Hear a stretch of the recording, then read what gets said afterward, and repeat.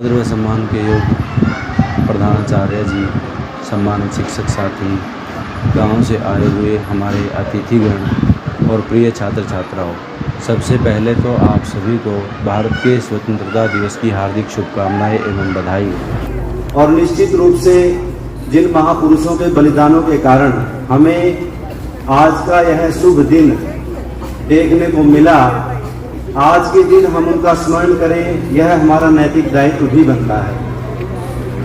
और जब हम उन महापुरुषों के इतिहास के पन्नों को पलटते हैं तो कुछ तथ्य हमारे सामने उभर कर सामने आते हैं। एक बिंदु तो यह उभर कर सामने आता है कि एक तो हमारी गुलामी अंग्रेज़ों की 200-250 साल की गुलामी तक सीमित नहीं रही, बल्कि उनके आगमन से पूर्व मध्य एशिया से आने वाले मुस्लिम आक्रांताओं के द्वारा भी लंबे समय तक इस देश को पददलित किया गया।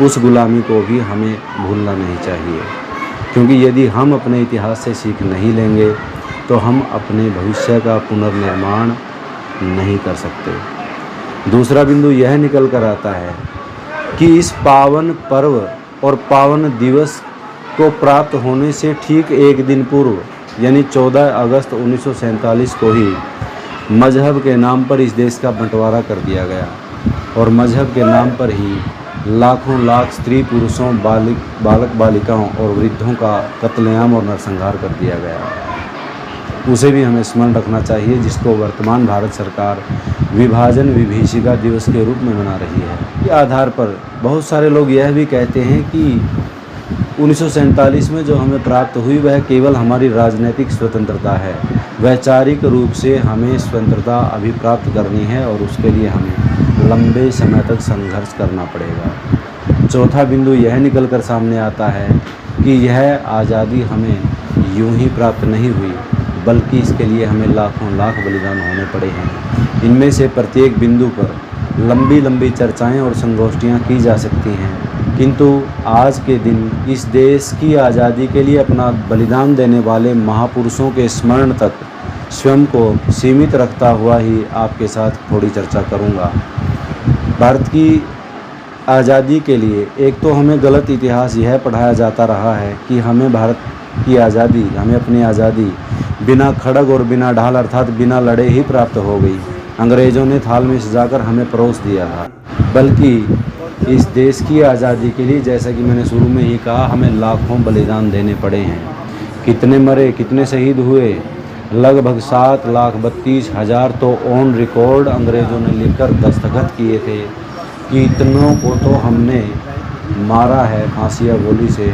और इनके अलावा अनेकों क्रांतिकारी ऐसे भी हुए जो गुमनामी में जिनकी शहादत हुई, तो उनकी संख्या को भी सांकड़े में जोड़ लें तो मैं मानता हूँ लगभग 8 से 10 लाख क्रांतिकारियों का बलिदान इस देश की स्वतंत्रता के लिए हुआ। इनसे पूर्व एक महापुरुष भारत में ऐसा भी हुआ जिसको इस देश की आज़ादी का मील का पत्थर कहा जा सकता है, क्योंकि उस एक महापुरुष का प्रभाव इन लाखों लाख क्रांतिकारियों पर बड़े व्यापक स्तर पर देखने को मिलता है।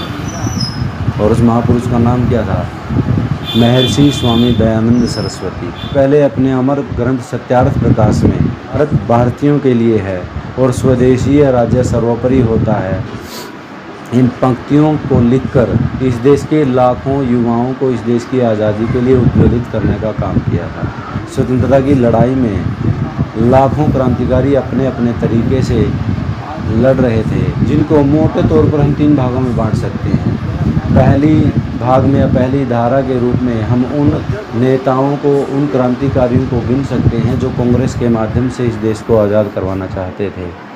लेकिन आप सभी को स्मरण रखना चाहिए कि कांग्रेस की स्थापना स्वयं एक अंग्रेज़ अधिकारी ए.ओ. ह्यूम ने की थी। क्यों की थी? एक सेफ्टी वाल्व के तौर पर, एक सुरक्षा कवच के तौर पर, यानी भारतवासी दोबारा 1857 जैसी क्रांति ना करें, बल्कि उनकी बगावत और विद्रोह की भावना कांग्रेस के अधिवेशनों और सम्मेलनों के माध्यम से निकलती रहे। इसलिए कांग्रेस के तौर तरीके प्रारंभ में कैसे थे? अनुनय, विनय और प्रार्थना पत्रों के माध्यम से अंग्रेज़ों से केवल कुछ रियायतें प्राप्त कर लेना। और आपको जानकर आश्चर्य होगा कि 1929 के लाहौर अधिवेशन तक कांग्रेस के एजेंडे में भारत की पूर्ण स्वतंत्रता का मुद्दा कभी रहा ही नहीं। कांग्रेस का उद्देश्य केवल अंग्रेजों से डोमिनियन स्टेट प्राप्त करने का रहा, अर्थात एक अधिराज्य को प्राप्त करना। कांग्रेस में गर्म दल के नेताओं का आगमन हुआ तो कांग्रेस की कार्यशैली और तौर तरीकों में भी आमूलचूल परिवर्तन हुआ। उससे पहले कांग्रेस जहां अनुनय विनय और प्रार्थना पत्रों का सहारा लेती थी, गर्म दल के नेताओं ने, जिनको हम लाल बाल पाल के नाम से इतिहास में जानते हैं,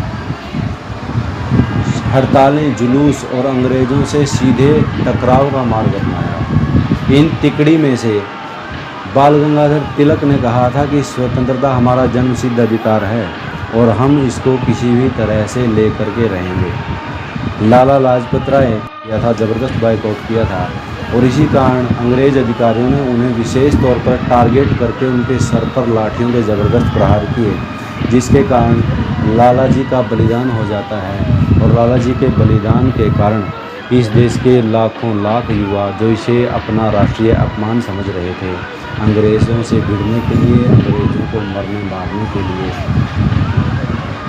बड़े आतुर और उत्सुक हो उठते हैं। किंतु उन युवाओं की चर्चा हम इस देश के लिए कुर्बान होने वाले तीसरी धारा, तीसरे वर्ग के रूप में करेंगे। लाला लाजपत राय अपनी आत्मकथा में लिखते हैं, स्वामी दयानंद सरस्वती मेरे धर्म पिता हैं और आर्य समाज मेरी माँ है।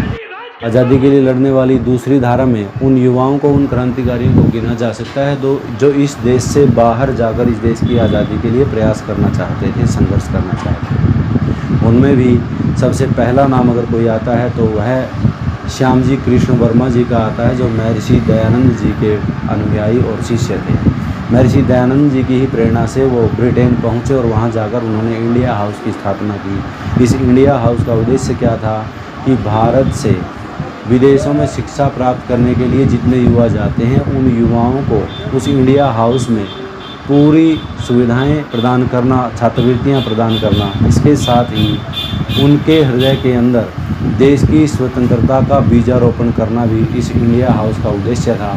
और उसी के परिणाम स्वरूप उस इंडिया हाउस से भारत के अनेकों विख्यात क्रांतिकारी निकले, जिनमें हम करजन वायली नाम के अंग्रेज़ की हत्या करने वाले मदन लाल धिंगड़ा का नाम ले सकते हैं। सांस्कृतिक राष्ट्रवाद की अवधारणा देकर राष्ट्रवाद को संस्कृति से जोड़ने वाले वीर सावरकर का नाम ले सकते हैं। और इतिहासकार ऐसा मानते हैं कि नेताजी सुभाष चंद्र बोस को भी विदेशों में जाकर इस देश की आज़ादी के लिए संघर्ष करने की प्रेरणा देने वाले वीर सावरकर ही थे। आज़ादी के लिए लड़ने वाली तीसरी धारा उन युवाओं की थी जो अंग्रेज़ों की गोली का जवाब गोले से देने में विश्वास करते थे। उनका मानना था कि यह एक गूंगी और बहरी सरकार है और बहरों को सुनाने के लिए तेज़ धमाकों की आवश्यकता होती है।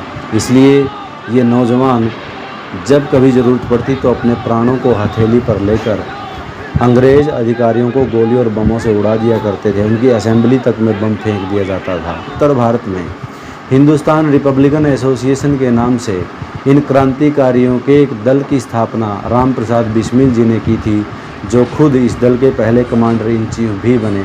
उनके साथ अशफाक उल्लाह खान, राजेंद्र लाहिड़ी, ठाकुर रोशन सिंह, चंद्रशेखर आज़ाद, भगत सिंह, बटुकेश्वर दत्त और जतीन दास जैसे, राजगुरु सुखदेव जैसे अनेकों क्रांतिकारी बाद में जुड़ते चले गए। और वो राम प्रसाद बिस्मिल अपनी आत्मकथा में लिखते हैं कि उनको इस देश के लिए बलिदान होने की प्रेरणा कहाँ से मिली। वो लिखते हैं कि मेरे गांव में एक बार एक आर्य सन्यासी आचार्य सोमदेव का आगमन हुआ। उनके ओजस्वी और क्रांतिकारी व्याख्यानों को सुनकर मेरे मन के अंदर देशभक्ति की भावना उमड़ पड़ी और मैं इस देश की आज़ादी के लिए अपने प्राणों को आहूत करने के लिए निकल पड़ा। बिस्मिल जी अपनी कुछ पंक्तियों के माध्यम से लिखते हैं, यदि राष्ट्र हित में मुझको मरना पड़े सहस्त्रों बार भी, तो भी मैंने इस कष्ट को निज ध्यान में लाऊं कभी।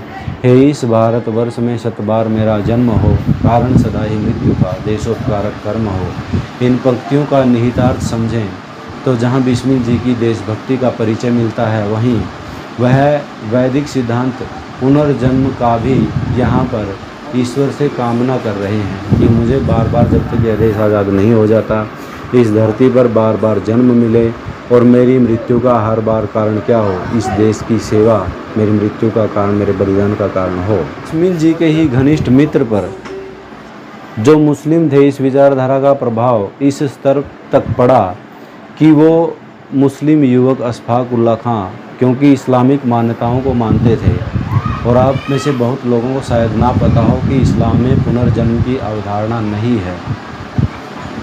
तो अशफाक उल्लाह खान की भी इच्छा तो ये थी कि जैसे मेरा दोस्त बिस्मिल ऐसा ईश्वर से मांग रहा है कि मेरा पुनर्जन्म हो, इस देश की आज़ादी के लिए मैं बलिदान दूँ, कि मैं भी ऐसी उद्घोषणा कर दूँ।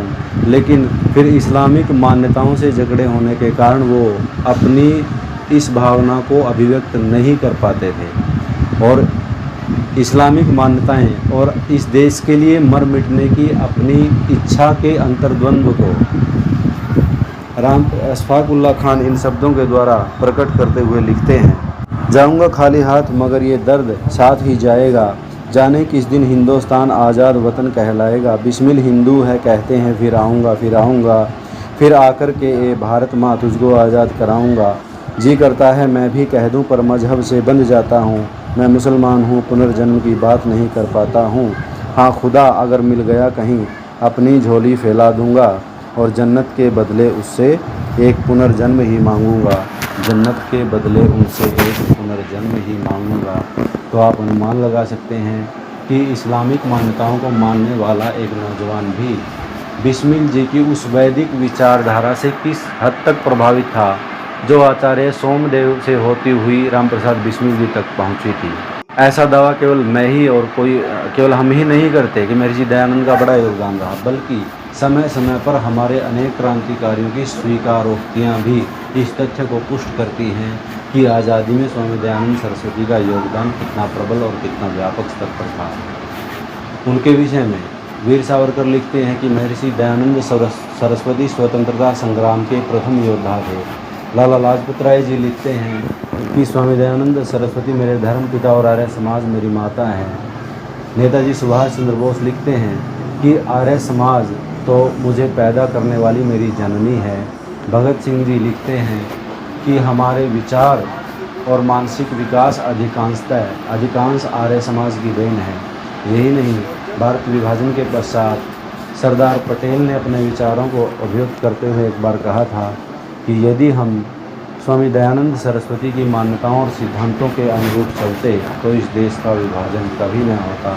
यही नहीं, लंबे समय तक इस देश के क्रांतिकारियों की सर्वे रिपोर्ट तैयार करने वाले कांग्रेस के एक बड़े नेता जो इतिहासकार भी रहे हैं, उनका नाम था पट्टाभी सीतारमैया, अपनी रिपोर्ट के आधार पर ऐसा लिखा था कि भारत की आज़ादी के लिए बलिदान होने वाले, आहूत होने वाले लगभग 80% नौजवान, 80% क्रांतिकारी महर्षि दयानंद सरस्वती की विचारधारा से, आर्य समाज से प्रभावित रहे हैं।